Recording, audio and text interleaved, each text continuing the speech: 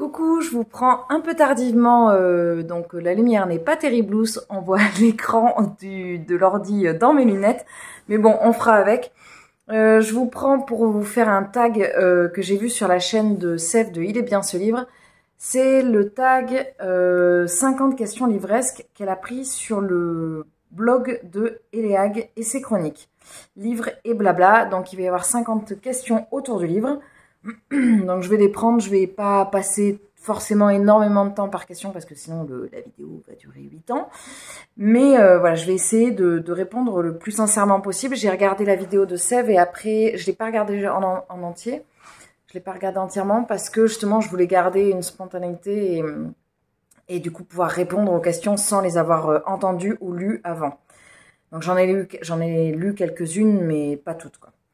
Première question, quel est le dernier livre que tu as fini et quand? Le dernier livre que j'ai terminé, c'est Miséricorde de Jussi Adler-Olsen, que je vous ai présenté dans un vlogmas il y a 2-3 jours pour vous, mais pour moi c'est quasiment le même jour, enfin c'est le même jour. Je l'ai terminé quand? Je l'ai terminé hier. Donc c'est le dernier livre que j'ai terminé. Ma lecture en cours, ta lecture en cours, deuxième question. Ma lecture en cours, je l'ai juste là, donc je vais vous la montrer. Je suis sur le tome 3 de Podkin le Brave, que j'ai pas trop avancé. Et sur Harry Potter à l'école des sorciers en version Minalima, c'est les deux lectures principales que je fais avec Meurtre et Cookies au caramel et Biscuits au sucre. Pas du tout, rien à voir avec Cookies au caramel. 3. Le livre que tu penses lire après tes lectures en cours. Après ces lectures-là, j'aimerais bien lire le deuxième tome de Mage de bataille de Peter A. Flannery, parce que ça me permettrait de terminer une saga, parce que c'est pas une dystopie, une duologie, je vais y arriver.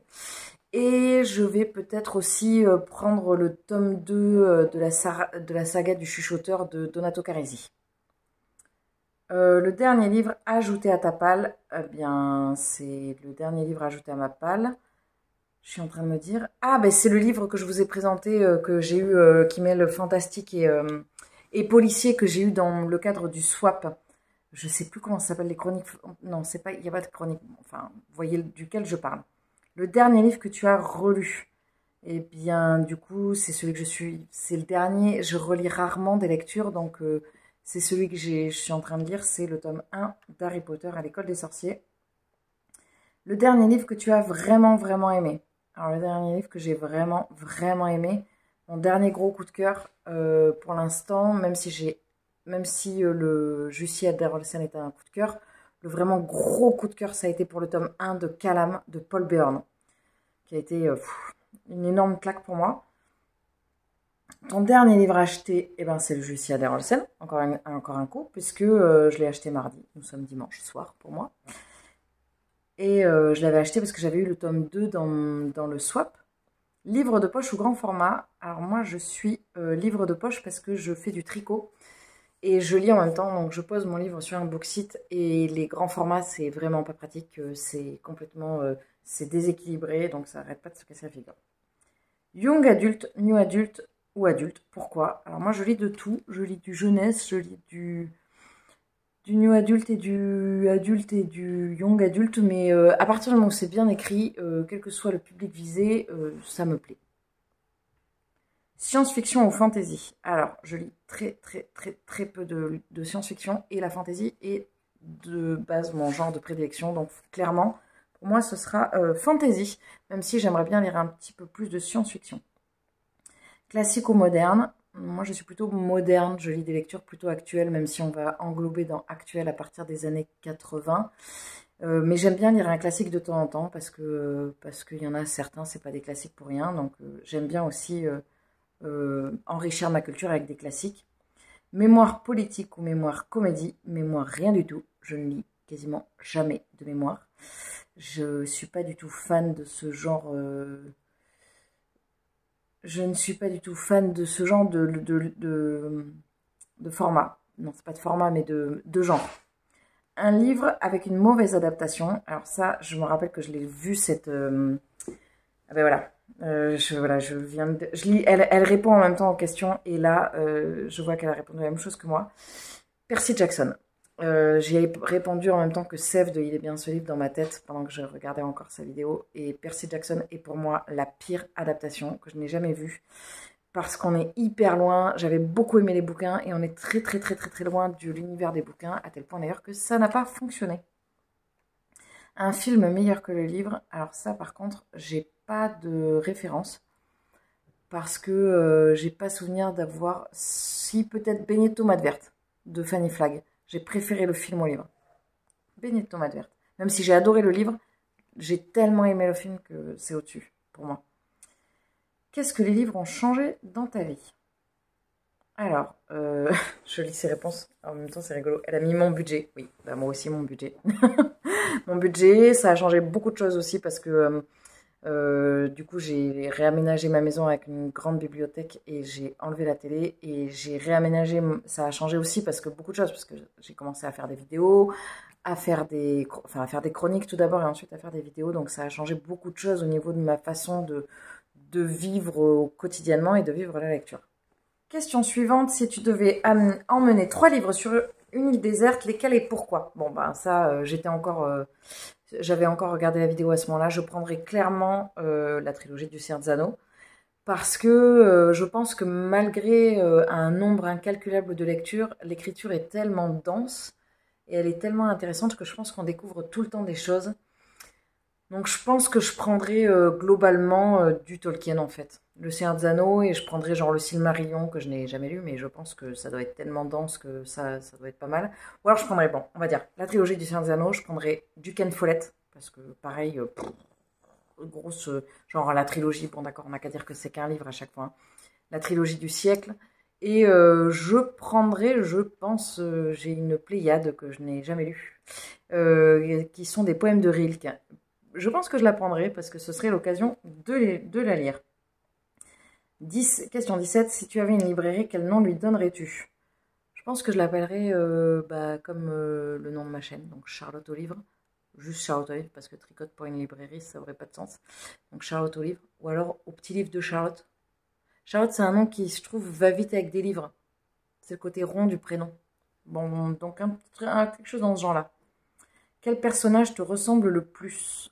Alors ça, c'est pas facile comme question. Je pense que le personnage qui me ressemble le plus, celui auquel je ressemble le plus en tout cas, c'est peut-être Hermione Granger, parce qu'elle a un côté très scolaire.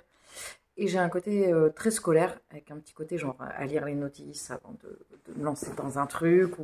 Je pense que c'est le personnage auquel je ressemble le plus.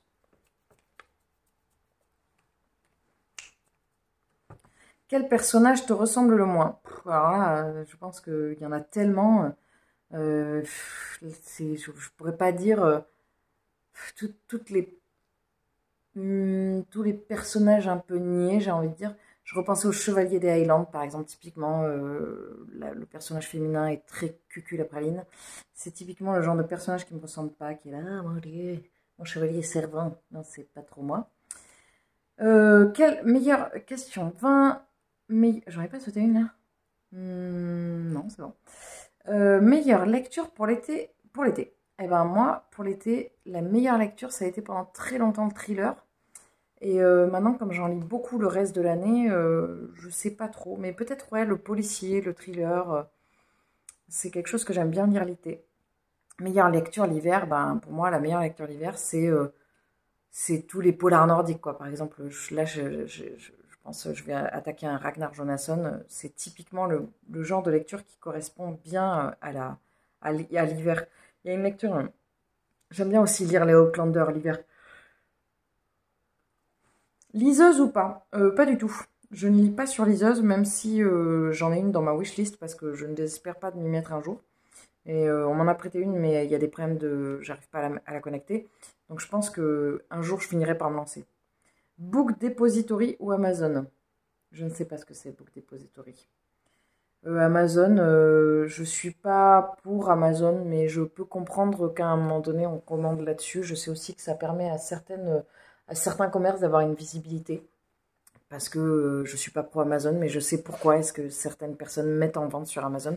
Sinon, ils n'ont pas de référencement, donc je peux très très bien comprendre. Surtout, en fait, chacun fait un petit peu comme il a envie. Donc moi, je suis pas forcément pour, mais voilà, je vais pas jeter la pierre à ceux qui le sont, quoi. De toute façon, je jette la pierre à personne, jamais.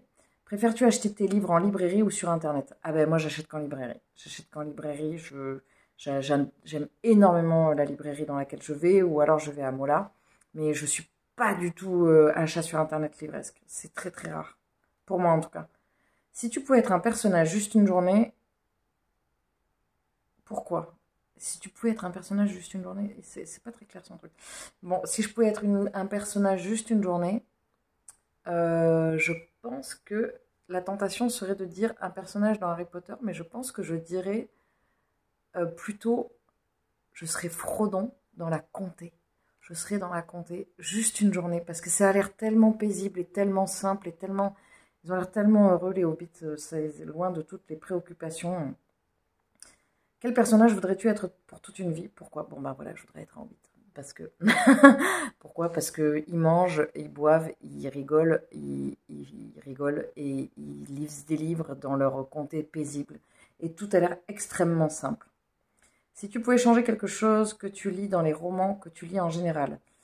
Si je pouvais changer quelque chose... elle a dit les épilogues, mais c'est pas bête. Je pense que je changerais... si je pouvais changer quelque chose, je changerais... je sais pas. C'était une question très, très intéressante, mais je vois pas trop. Je changerais... Je sais pas. Bonne question. Je sais pas trop quoi répondre. Un épilogue aussi, je vais dire comme elle. Ouais, elle dit que c'est bâclé, c'est vrai, c'est vrai. Voilà. Combien de livres as-tu acheté cette année? Alors, je ne peux pas répondre à cette question parce que je ne sais pas. Je pense qu'on est dans une fourchette large entre...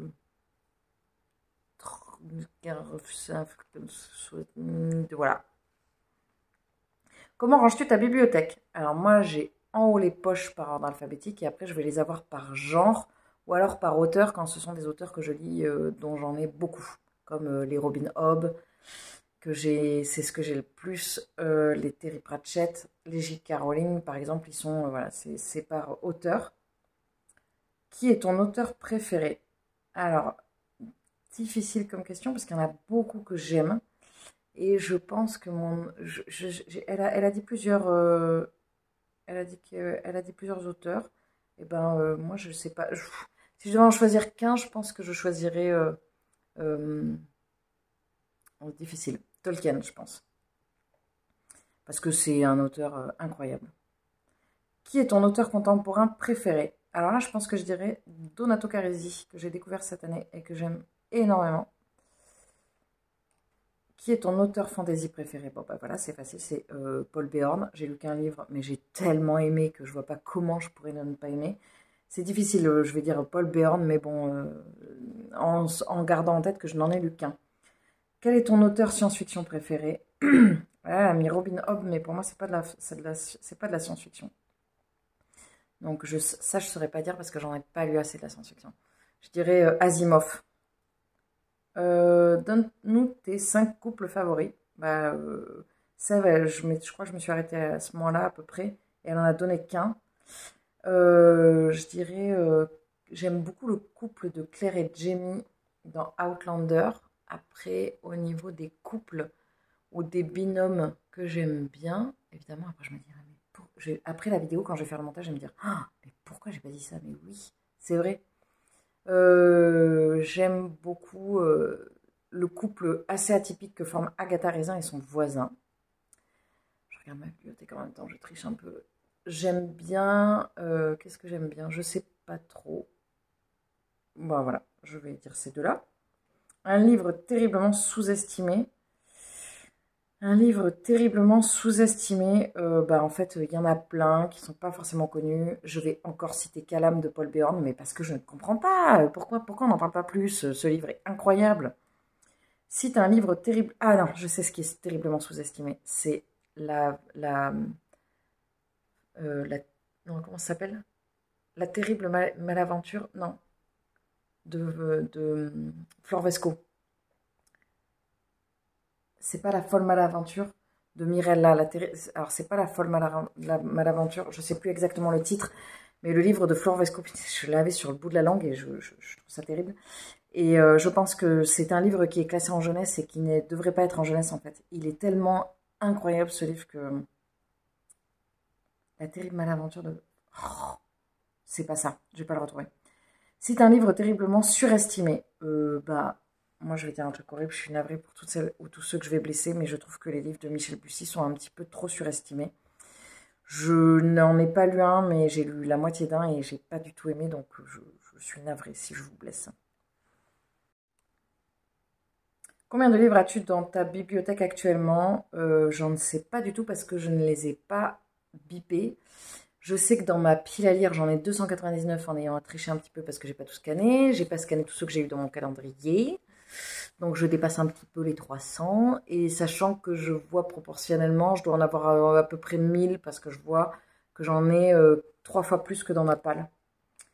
Sachant que je lis beaucoup en bibliothèque et que je n'ai pas tout gardé évidemment. Dans quelle langue lis-tu le plus? Ah ben moi je lis qu'en français.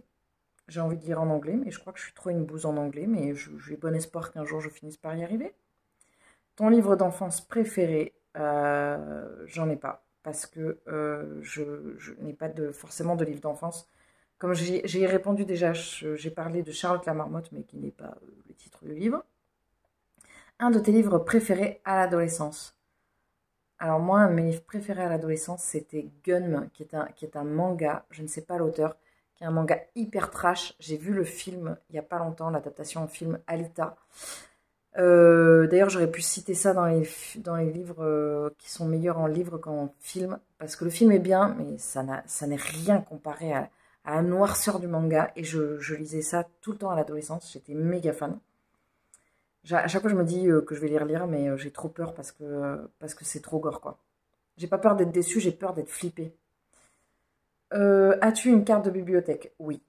J'en ai même deux, parce que je suis inscrite dans deux bibliothèques différentes.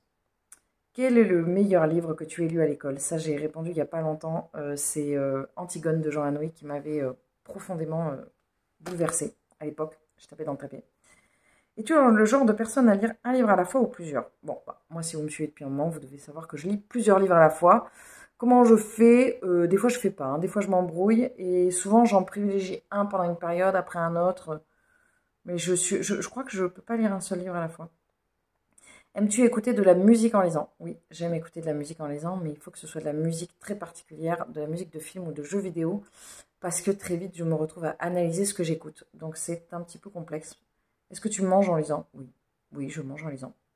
Est-ce que tu bois en lisant? Oui, je bois du thé, du rooibos, du café, de la tisane, globalement des boissons chaudes.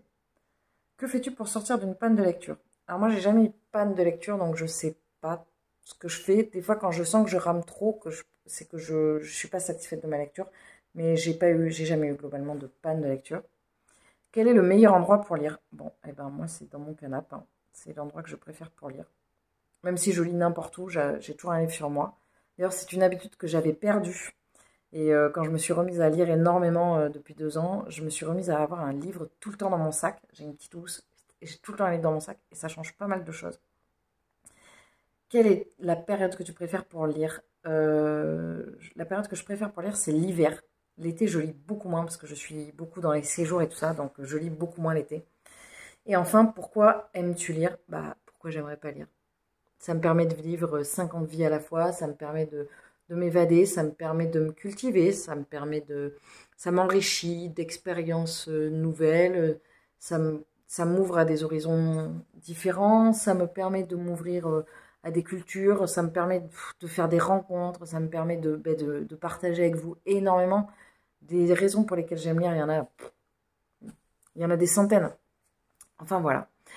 C'est tout pour le petit tag livresque. Je vous mettrai évidemment en barre d'infos le lien pour la vidéo de Sève d'Il est bien ce livre, chez qui j'ai piqué l'idée. D'ailleurs, je lui avais demandé évidemment avant, même si c'est pas elle qui a créé le tag, ça me semblait un peu le minimum.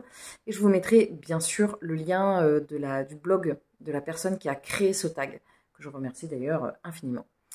Voilà, bah écoutez, j'espère que ça vous a plu et je vous retrouve très très vite dans un prochain Vlogmas. Salut!